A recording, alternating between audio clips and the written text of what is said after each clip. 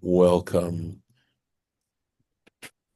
Baruch atah Adonai Eloheinu melech haolam asher kitshanu b'mitzvotav v'tzivanu la'asok b'divrei Torah. So, we started off on a major journey of Jacob's, and we're coming to the end of that journey, at least this part of the journey. He still has a much more journey to do, but at least this part of it. So, Vayavo Yaakov el Yitzchak Aviv. Jacob arrived at Isaac his father, Mamre, Kiryat Arba. Mamre, the city of Arba, of the Arba could be the four, and it's of course, look at the very next two words, He Hebron. That is Hebron. Asher Gar Sham Avraham v'Yitzchak, where Abraham and Isaac had sojourned. And I have to say, the word, by the way, gar has the connotation of not just living there, but it does have the sense of the word sojourn has again the meaning more of a nomadic placement. In other words, there they were temporarily. Okay, they didn't initially belong. They weren't natives. That's the point, right? And that's why we use the term ger for someone who converts to Judaism in the sense that they did not start off that way, but it is supposed to be a compliment in saying that they were willing to make that change and sojourn among Jews, and Jews hopefully are truly living as Jews. Let's take a look here. So there's this Mamre Kiryat Arba. By the way, Arba we know means four, and I believe that at least one major understanding of why it's called the city of the four is because Adam and Eve, so Adam and Eve are one unit, Abraham and Sarah are another unit, and Isaac and Rebekah are another unit, and Jacob and Leah are another unit. And so those are the four because they're buried in Hebron. That's where they're buried. So I think that's why it's called Kiryat Arba, the city of the four. That's the ha here, meaning definite article. At any rate, Rashi is going to riff on this, right? First of all, he says Mamre is Shem HaMishor, the name of the plain, because sometimes it's called the plain of Mamre, right? So he arrived at the plain of Mamre and to the city of Kiryat Arba, Shem Ha'ir, right?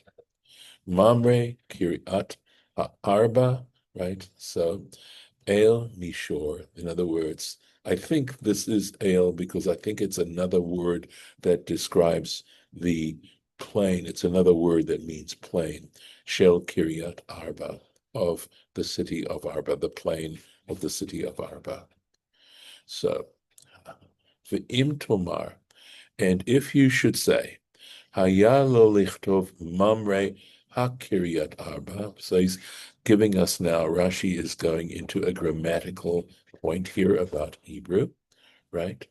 He says, why doesn't, if it means that, why doesn't it say he came to Mamre and because the city is called Kiryat Arba. So why doesn't it say the Kiryat Arba? Why not? Chen derech hamikra, right? He says this is the style, the way in which Hebrew grammar actually, but the style of scripture, derech hamikra, the style of scripture, bechol davar, regarding any matter, shishmo kaful, where its name is double, right? Kagon ze, like this one. Kiryat Arba is a double, right? Two words, Kiryat Arba and Kagon Beit Lechem. There's another. Bethlehem is actually two words in Hebrew, Beit Lechem. So Avi Ezer, or right, or Evi Ezer, Beit El. These are all double names, right? Im hutzrach lahatil bo hay. If it wants to refer to it, literally it means if it wants to throw a hay into this word, place a hay on this word, what it means is, what Rashi is saying is if we want to say it's a noun, right? It's in this case, proper nouns, but that's not necessarily the most important element of it, but it's a noun and it's a proper noun, right? These are names. He says if you want to refer to them in the definite sense as definite article, right? The way of if scripture requires that, right, to refer to it in the definite article, notna berosh hateva hashenit. The hey goes at the beginning of the second word. Okay. So he gives examples. Beit halachmi. So you notice he's referring to the Bethlehemite, right? That's what he's referring to. And it's not ha-beit lachmi, it's Beit halachmi. This is the example in Judges chapter 6. Efrat, okay, says to Ephrat, Avi ha-Ezri, right? The the Ezraite, right? And that's Kings chapter 16. Bina Chil Beit Ha'eli, right? So I think it means he built the Chiel, Beit Ha'eli of Bethel. He built the Chiel, or a place called Chiel, or Chiel is the name of a person. Chiel built, right? Beit Ha'eli, right? So that's just a grammatical point that Rashi wants to make as to why it's expressed that way. Now, I'm still wondering to myself, in general, when Rashi makes these grammatical points, you know, what's the real reason? I mean, there's a lot of grammar. He only mentions certain types. And is he mentioning these grammatical points because possibly there's some level of misunderstanding that come from it? And at this point, it would have to be something I would have to think about or explore and see if at some point or another, there'll be an answer to that question. Uh, is Rashi simply making, grammatical points because there's something that speaks to him at that particular moment? I mean, it is, in other words, the question is there some additional significance to Rashi making these grammatical points, which he does from time to time?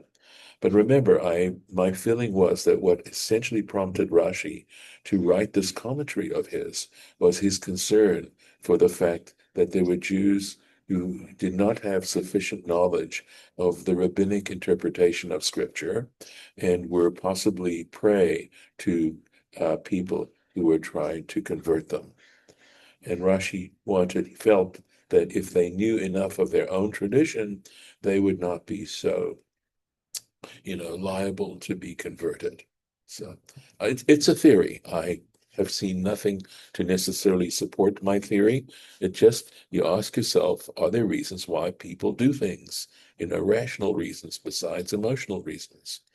So he felt very strongly that, I suspect, Rashi felt that there was a tragedy at stake in the fact that there were so many Jews who really did not have a sufficient understanding of their own religion. And he went about solving the problem. So, and what a magnificent job he did. As I said, consider Rashi, at least for Jews, a gift from God. So, going on, Vayu Yemei Yitzchak, and Isaac's days, in other words, how long he lived, Me'at Shana, 100 years, Ushmonim Shana, and 80 years. So Isaac lived 180 years. Just in passing, Abraham lived to 175 years. So Isaac surpassed his father by 5 years. I'm going to take one more verse and then we're going to go into this particular interpretation. You'll see that Rashi has a lot to say about this And very simply, it is one of these computations. So, Vayu Yemei Yitzchak, and Isaac's days totaled, in other words, Me'at Shana U'Shmonim Shana. Sorry, you've said that, forgive me. Next verse. Vayikva Yitzchak, and Isaac died. Vayamut. So these are similar words that mean, and he died. Right? But essentially, Vayikva also means that he passed away. So it's at least that's my understanding. Vayasef Elamo, and he was gathered to his people. Beautiful expression, implying some kind of immortality. Implying, right? Zaken, he was old, Usfa Yamim, and literally it means and satisfied with days, right? Something like that. Vayikberuato, Esau veYaakov Anav, and Esau and Jacob, his sons, buried him. Now, we have a similar phrase regarding Abraham's death, but there it says Isaac and Ishmael buried him, and here it says Esau and Jacob, that order. And the understanding of the tradition is the fact that because Isaac precedes Ishmael in the burial of Abraham, that it's saying that they had reconciled, that Ishmael understood the position that Isaac had in the family, and he accepted it, and that's why it says Isaac and Ishmael. But here we can infer from that the fact that it says Esau and Jacob, that Esau never did really reconcile, that he was not. Now, Rashi makes a very, very important observation. Vayikva, here we are, we're down here. We may not get through all of this today, but that's fine. Vayikva Yitzchak, right? So basically, maybe it sort of means he aged out. I really need to look up the root of the word gava. Mead, I know sometimes you have some, how do they translate it in your translation? It's simply expired. Yeah. Yeah, I'll check it in Jastro and see if there's some other, other connotations that this word has. Because obviously Okay. it's by Yamut, same thing, right? Yep. Yamut's expired, died, it's the same thing, right? But Yep. the different words, sometimes they have different connotations. But I have a feeling it means he sort of aged out, right? So here's Rashi's very important statement. This is, again, the rabbis understood this. Rashi isn't saying something original here. He's telling us, Ein mukdam u'meuchar b'Torah, that when it comes to the narrative within the Torah and the order, it is not necessarily chronological. That just because something appears early on in the Torah does not mean it's necessarily chronologically earlier than what follows. There is within the Torah, although there's a lot of stuff that follows the chronology, nevertheless, there are times when the Torah, again, I would say this simply underlines the fact that it is literature. It is literature, right? And basically, as we're sort of dealing with the various patriarchs, and we're coming essentially to the stories of them, okay? And at this point, Isaac has no more part to play in the narrative. So we talk about the fact that he passed away. And that's what he's going to talk about. But Rashi's going to explain, do some arithmetic with us. Okay, so here he says something so interesting.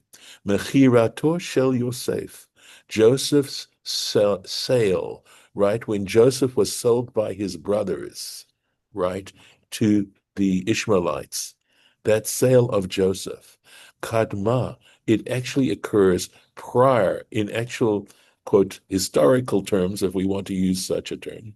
But chronologically, that came Kadma lemitato shel Yitzchak. It actually preceded the death of Isaac, Yud Bet Shana, 12 years.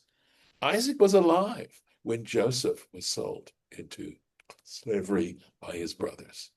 But we know that we're going to have to wait two parshiot, right? We're going to have to wait for vaYishlach, next week's parsha, and then we're going to come to Vayeshev, and Vayeshev is where we're going to read about the sale of Joseph, right? So here we are talking about Isaac's death, but the truth is he was still alive when Joseph was sold. But the Torah wants to keep the narrative ideas, the stories, separated out so that they can basically glow in their way, right? From a literary point of view. So here we go. Proof of this point. Shahare Kishinolad Yaakov, we know from various verses, right? And in fact, I put down here, later on at least some of the arithmetic here, but later on, it's not the arithmetic here, right? When Yaakov was born, how old was Isaac? We have it. There's a passage that tells us, Haya Yitzchak ben Shishim Shana. Jacob Jacob was born when Isaac was 60 years old. We're told, he married Rebekah when he was 40, and they waited 20 years, and then they had finally, because Rebekah could not conceive, and after 20 years, she actually did give birth. Shene'emar, it says, V'yitzchak, this is a quotation, V'yitzchak ben shishim shana v'gomer. It says explicitly, Isaac was 60 years when those twins were born, v'gomer. So we know, by the way, of course, it's important to know that both Jacob and Esau were twins. They were born the same year, right? Same day.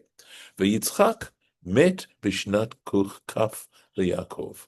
And we know that Isaac died therefore, right? If Isaac was 180 years old, and he died when he died, and he was 60 years old when Jacob was born, then he would have been right, essentially, when Jacob was 120 years, right?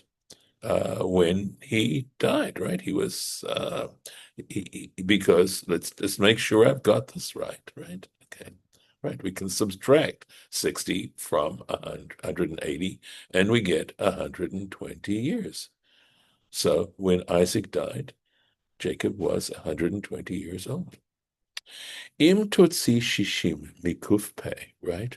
Shana.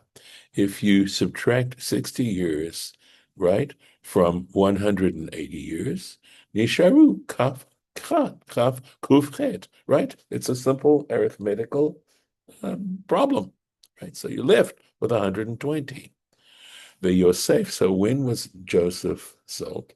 The Yosef Nimkar ben Yud Zayin Shana. So Joseph was sold when he was 17 years old. We are told this again. He was 17 years old. So, so if you add, of course, if Jacob was 120 and you add 17, right, to that, I think, right? We'd have to come up with, let's see, V'ota shana shnat me'ah u'shmona leYaakov, right? Okay, so when Joseph was born, when Joseph was 17, right? Let's see, Jacob was 180, we're saying, right? 108. He was 108 when he was born. So subtract 17 from 120, right? And you get 108, right? If I'm not mistaken, something like that. Ketzad, how do we figure this out? Ben Shishim v'shalosh nitbarech, right? So we already did this in a previous calculation, right? He was 63 years old when he was blessed. So we have that. V'arba esrei shana nitman beveit aver. We also figured out that there is 14 years that he was with Beit Aver studying. So I've got to try and remember these numbers, right? So we've got 63, and another 14, right? Beveit Aver. Hare shiv'im v'sheva. So he says that makes a total of 77, right? So 63 and 14, 77. For Arba Esrei Avad, okay, so we got 77 plus another 14 Peisha, right? He served Laban for another 14 years. So we got 77 and 14. So let's see, 77 and 14 would make, if I'm not mistaken, correct me please, 91? 91? Uvesof arba esrei nolad Yosef. And at the end of 14 years, Joseph was born. So he was born at that point. So in other words, he was 91 when Joseph was born, if I'm not mistaken. Shenemar, as it says, Vayhi kasher yalda Rachel et Yosef, right? For when it says, again in the verse, when Rachel bore Joseph, etc. Hare tishim va'achat. So he says there, 91. There we are, 91. The Yud Zayin ad Shalonim Kar Yosef, and now we got to add another 17 years from 9 to 91, right? 17 to 91 would be 108, right? Ad Shalonim Kar Yosef, Are Me'avishmona. And so now you have 108. So we know he was 108 when Joseph was sold. Jacob was 108. So there we go. We got it. So we know how old he was when Jacob. We know how old Jacob was when Isaac died. We know how old he was when Joseph was sold, and we see the difference. So he was 108, and we know that Isaac died at 180. And so let's see. So he was 108, so he was 168. Excuse me, yep, 168. Od mefurash min hamikra. So we can also say from the scriptural verses we can deduce, right? Mishenim kar Yosef ad sheba Yaakov Mitzrayma. From the moment that Joseph was sold to the time when Jacob arrived in Egypt, kuf bet shana. Was 22 years. How do we know this? Shneimar, it says, Yosef ben Shloshim Shana, Joseph arrived when he was with Pharaoh, right? When he was rescued from the dungeon and appeared before Pharaoh. It says he was 30 years old. Shloshim Shana. So we've got from 17 to 30, the Gomer, etc. Okay. So we got that. Sheva shanim sova, and then there were 7 years of plenty, Ushnatayim rav, and 2 years of famine. So we've got another 9 years, right? Hare kaf bet. So that makes a total of 22. Right? So that's what we said, right? That from the moment that Jacob arrived in Egypt was 22 years old, right? Okay. So we've got 17 from 30, right? And then plus another 9 years. Kativ, right? So, sorry, let's see. 17, yeah. 17 plus 9, right? If I'm not mistaken, right? Nope, sorry, I'm figuring this wrong. Forgive me. Right. So I don't have this in front of me. Here we go. Right. Ukativ, and it says the day Yemeshne Megurai. This is Jacob in front of Pharaoh. He says to Pharaoh, he arrives there right at this point, and he says, Megurai Shloshim Umeat Shana. I'm 130 years old. Nimsa Yaakov b'mechirato kufchet. So if you subtract 22, right, from 130, you have 108. Okay, so there we go. Here we got to figure out.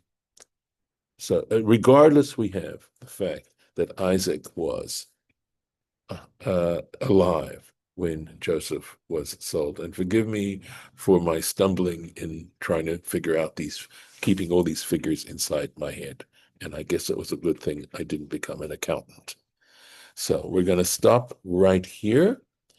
And next time we meet, God willing, we'll do chapter 36 and of this parsha, which is actually going to finish up. What we're going to do is deal with the life of Esau and his progeny, etc.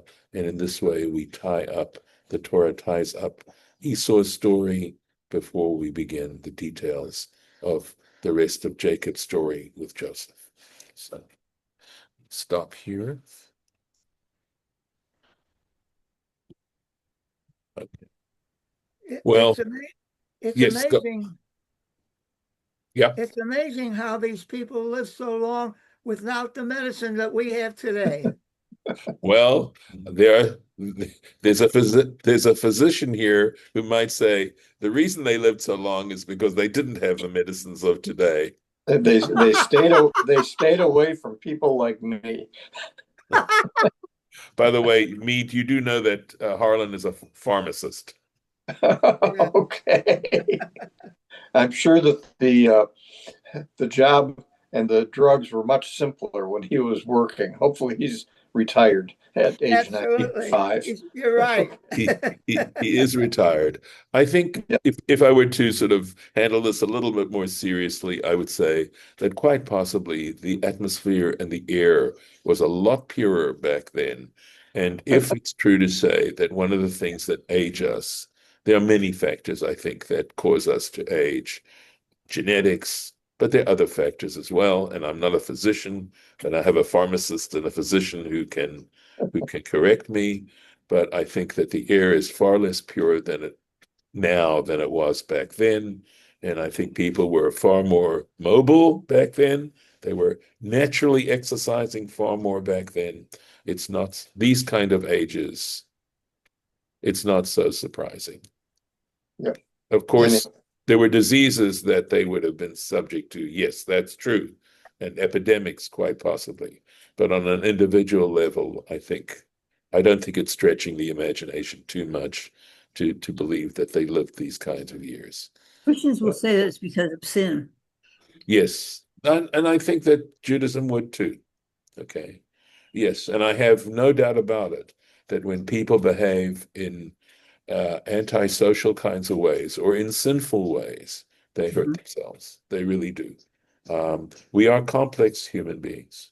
And when we act righteously, I think it helps us, it gives us health.